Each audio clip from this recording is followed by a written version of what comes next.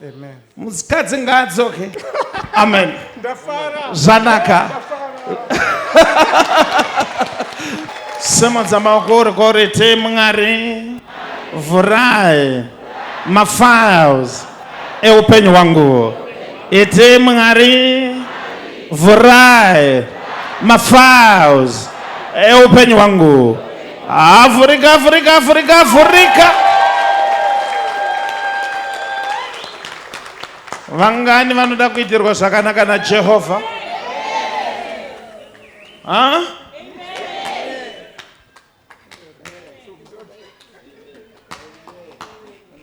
Mabva kupi papa? weKuZambia. Zambia. Yeah. All the way from Zambia? Yes. From Zambia? From Zambia. Mauya nani? Ndavatela mukomana mwana. Uyaitoni?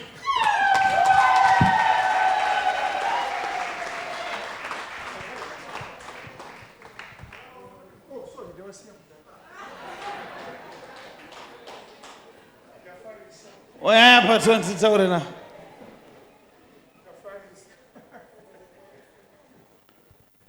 Ora ndoda kuti Mwari akuitire zvakanaka. Tingatenda Prophet. Ndotenda in fact. Nekuti inini ndakakutarisai kudai. Nyaya dzenyu dzaperera panapa kubva kuZambia. Amen. Makadi mukoma.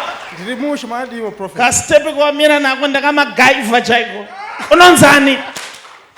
What's your name? Ndoi magaiva.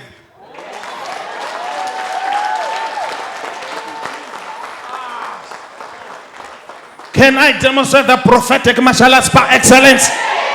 My name is Prophet T Freddy, reporting as it is written in heaven. I report what I see, what I hear, and I report the deepest mysteries and oracles of God. MacGyver. Prophet. Ndichipedza neuri kuwana basa. Amen. But kwete rese asere kudrive matrucks. Amen. Amen. Amen. Uri kuda basa rei MacGyver? Prophet. Uri kuda basa rei? Azvitovhunzi Prophet. Chichocho.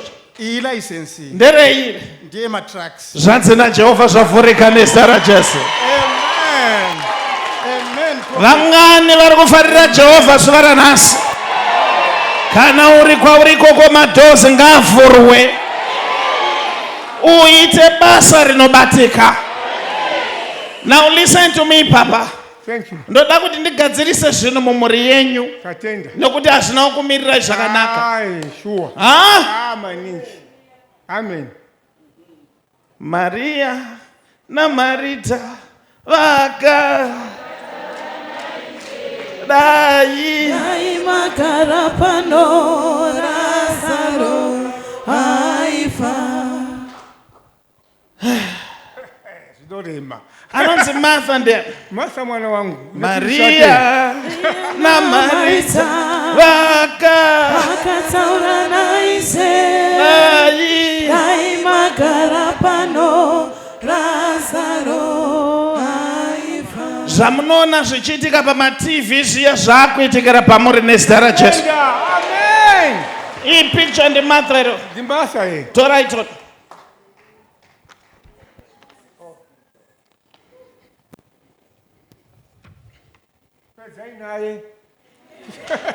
I love it. Yeah.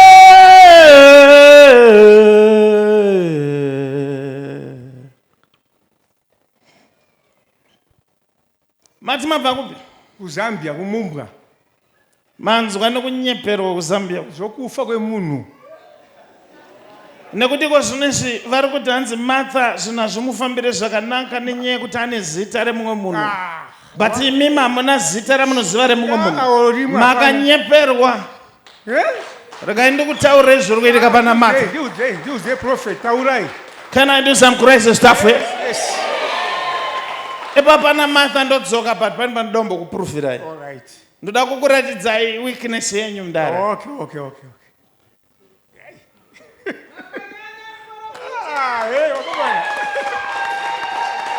Mune vana vangani? Mune vadzimai vangani? Vadzimai ndanga ndine 2 mwakaenda. Mami ne 2. Eh. Okay. asinoti adzoke. Uyu kuti adzoke. Avarovere maoko kuti adzoke.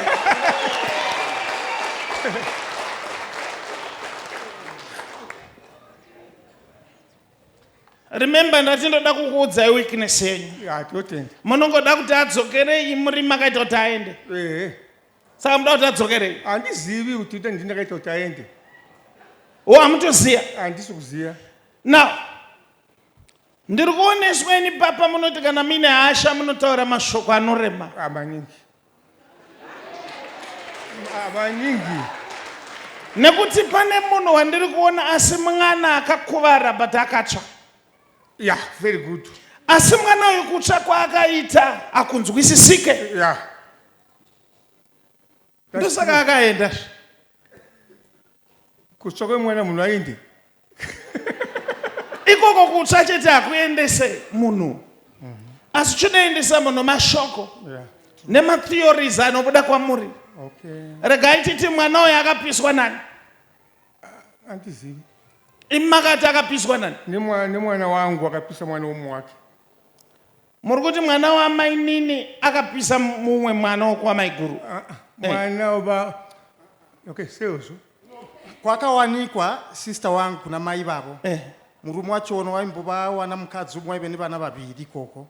Saka yeye mwana musikana wakambusa pamba kuti amuchengete. So mumuchengeta mwana uyo muziva ma step mothers. Vanda say ma step mother. Iye ma step mother anda say. Iye wakati wakaisa mvura akuti ageze mwana, akaisa mvura inopisa, mwana ari padiva kurura kare. So mwana anamboziva kuti asitambodira mvura inotonhora. Izvozvo kwese ndiri kukuziya, ini ndini muprofita ka. Ini ndiri panapa papa. Now papa, imeme argument yenyu iri kuti mwana uyu dai akatsva chaizvo angadai akatsva gumbo rimwe chete kuti ese. Wonderful. Ndizvo chaizvo. Now listen to me now.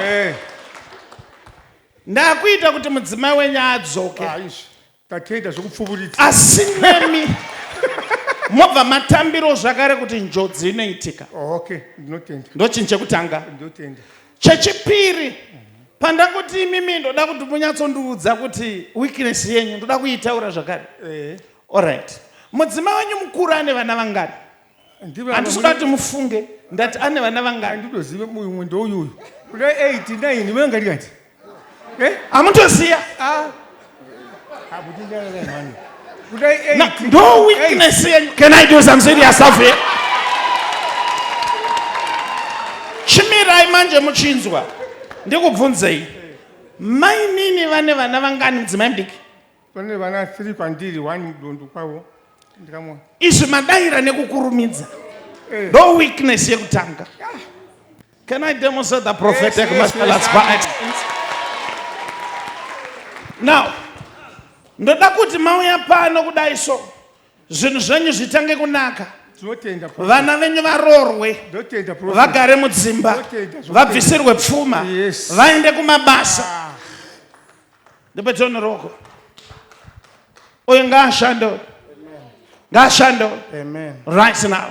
Amen. Mukadzi ngaadzoke. Amen. Zvanaka.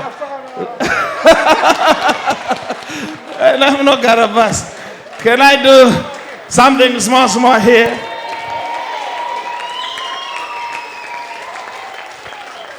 Ndine vanhu vari panapa here nini. Imbondipasai manyemwe tinzwe.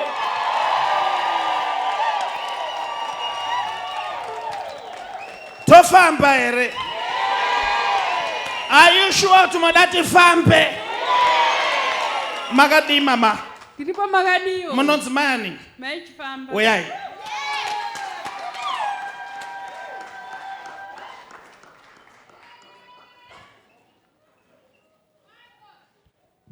Mama. Prophet. Zviri kufamba here? Zvisi kufamba. Hazvisi?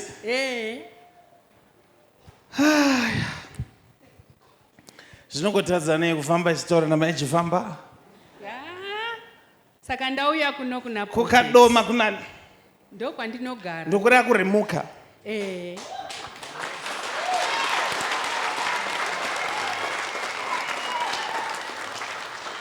Manjifamba. Somebody say 1, 2. Manjifamba. Zvinhu zvenyu zvaakutonakira panapa. Mwari ngaakudzwe. Imi mune vana vangani mamachifamba? Ndasara ne2. Masara ne2. Wana akashaya. Anonzi Oscar ndiani? Oscar ndiwo last born yangu. Last born. Apa ndatadza kana kupataura. Mumwe wacho anonzani? Onassis. Ndapatadza ipapo. Ndoda kuti Mwari akuitirei zvakanaka. Amen. Imi mune vana venyu muchengetwe. Amen. Vavhurirwe madoors. Amen. Asi zvikuru sandanzi ndibate utano hwenyu nezita raJesu. Amen. Ndinorwara negumbo. Yes. Nyashangadzi wanzwe nezita raJesu. Garai pasi mamachifamba. Muzukuru ngwarira wayatondo kunamatire. Gogo varangarira. Arikuya gogo. Arikuya. Famba muzukuru. Mira kwepa muzukuru. Ndiribo. Zviri. Nyasha dzewanzwe. Ngaro pafadzwe nezita raJesu. Amen. Ndaisa nyasha kumore yenyu.